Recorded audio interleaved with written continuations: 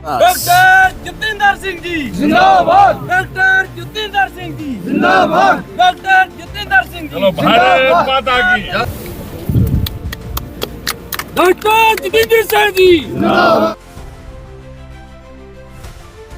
पहले तो कठुआ के सभी वासी, बसोली के सभी हमारे वासी यार एक कौन है पात्र है। बराबर करो इसको। आज ये बड़े ही एक महत्वपूर्ण पुल का लोकार्पण हुआ है, उद्घाटन हुआ है। लगभग 17 करोड़ की लागत से ये बना हुआ पुल, बड़ा ही सुंदर दृश्य। एक समय एक तरफ नदी का किनारा, दूसरी तरफ बसोली, यहाँ कठुआ, और ज़रा सा अगर इस तरफ आग करके जाइए तो डलहौजी। और इस स्थान की 60-70 वर्ष तक अवहेलना होती रही। इसके पीछे क्या कारण है, मुझे विश्वास है किसी न किसी दिन मीडिया के मित्र भी इस बात का विश्लेषण करेंगे। जो स्थान विकसित हो सकता था, जिसमें पोटेंशियल थी, जिसमें इतनी सलाहियत थी, फिर भी उसको जानबूझ करके क्यों तिरस्कृत किया गया।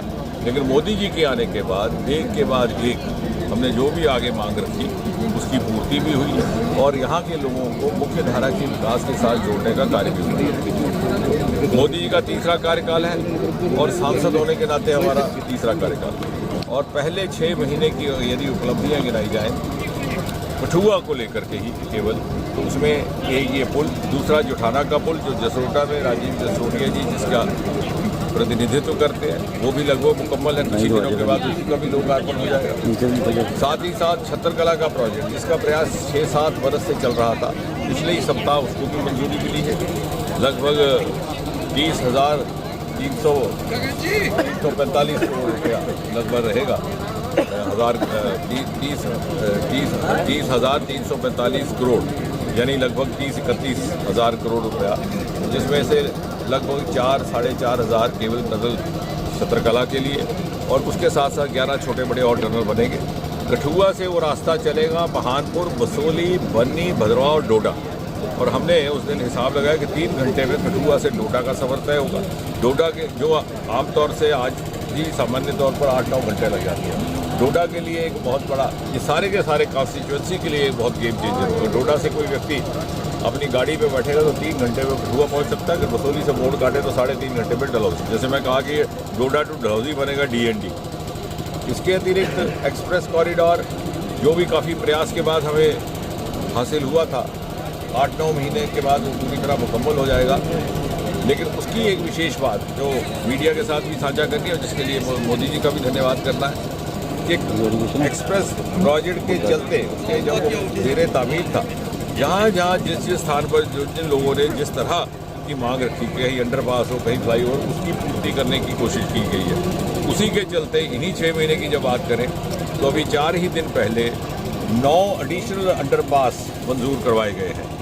2 फटली मोड़, 2 दयाला चक, 2 राजपुरा राजबाग, 2 चंदकोड़ियाँ और 1 कूटा में, उसकी भी बड़ी देर से मांग थी।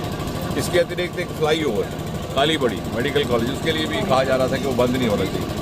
तो ये सारी बातें, कहीं ऐसा नहीं होता कि एक बार प्रोजेक्ट बन चुका हो, लगभग मुकम्मल होने की तारीख हो तो इस तरह की उसमें मॉडिफिकेशन होती है, लेकिन यहाँ वो भी करवाई गई है। होम्योपैथी कॉलेज का पहला बैच शुरू होने वाला है, और बायोटेक इंडस्ट्रियल पार्क को हम पब्लिक प्राइवेट पार्टिसिपेशन में ले आएंगे। ये है जहाँ तक, और इस स्थान को न केवल एक यातायात का तो एक साधन बनेगा ही बनेगा जैसे मैंने कहा, लेकिन साथ ही साथ इसको पर्यटन स्थल के तौर पर भी आप विकसित कर सकते हैं। हमने प्रशासन के साथ बात की है, यहाँ पर एक छोटा सा टूरिस्ट एक डेस्टिनेशन भी विकसित करने का प्रयास रहेगा आने वाले समय में।